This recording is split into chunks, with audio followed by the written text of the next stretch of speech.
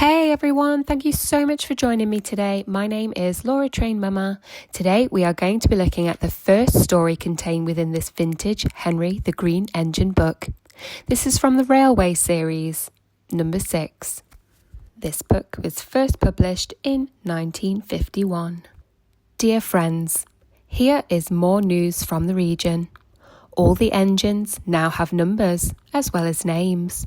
You will see them in the pictures. They are as follows: Thomas, 1, Edward, 2, Henry, 3, Gordon, 4, James, 5, Percy, 6. Then I expect you are sorry for Henry, who was often ill and unable to work.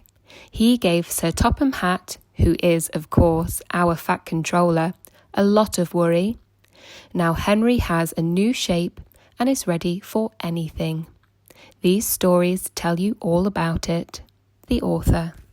Coal. I suffered dreadfully and no one cares. Rubbish, Henry, snorted James. You don't work hard enough. Henry was bigger than James, but smaller than Gordon. Sometimes he could pull trains. Sometimes he had no strength at all. The fat controller spoke to him too. You are too expensive, Henry. You have had lots of new parts and new paint too, but they've done you no good. If we can't make you better, we must get another engine instead of you. This made Henry, his driver, and his fireman very sad. The fat controller was waiting when Henry came to the platform. He had taken off his hat and coat and put on overalls. He climbed to the footplate and Henry started. Henry is a bad steamer, said the fireman. I build up his fire, but it doesn't give enough heat. Henry tried very hard, but it was no good. He had not enough steam, and they stopped outside Edward Station. Oh dear, thought Henry sadly, I shall have to go away. Edward took charge of the train. Henry stopped behind. What do you think is wrong, fireman?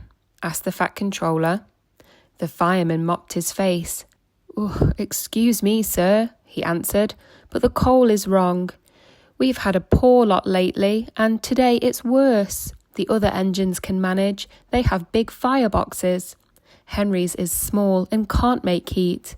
With Welsh coal, he'd be a different engine. It's expensive, said the fat controller thoughtfully, but Henry must have a fair chance. James shall go and fetch some. When the Welsh coal came, Henry's driver and fireman were excited.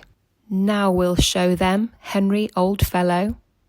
They carefully oiled all his joints and polished his brass till it shone like gold.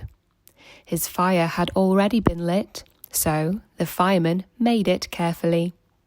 He put large lumps of coal like a wall round the outside. Then he covered the glowing middle part with smaller lumps. You're spoiling my fire, complained Henry. Wait and see, said the fireman. We'll have a roaring fire just when we want it. He was right.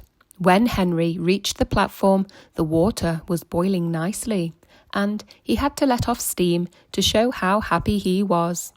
He made such a noise that the fat controller came out to see him. How are you, Henry? Beep, beep, beep, whistled Henry. I feel fine. Have you a good fire, driver? Never better, sir, and plenty of steam. No record breaking, warned the fat controller, smiling. Don't push him too hard. Henry won't need pushing, sir. I'll have to hold him back. Henry had a lovely day. He had never felt so well in all his life. He wanted to go fast, but his driver wouldn't let him. Steady, old fellow, he would say. There's plenty of time. They arrived early at the junction. Where have you been, lazy bones? Asked Henry, when Thomas puffed in. I can't wait for dawdling tank engines like you. Goodbye. Whoosh, said Thomas to Annie and Clarabel as Henry disappeared. Have you ever seen anything like it? Both Annie and Clarabel agreed that they never had. That brings us to the end of the first story contained within this vintage Henry the Green Engine book from the Railway series. If you are interested in listening to the next story, which is called The Flying Kipper, please check back tomorrow. And if you enjoyed listening along with me today, please don't forget to like the video and subscribe to the channel. Have a great day.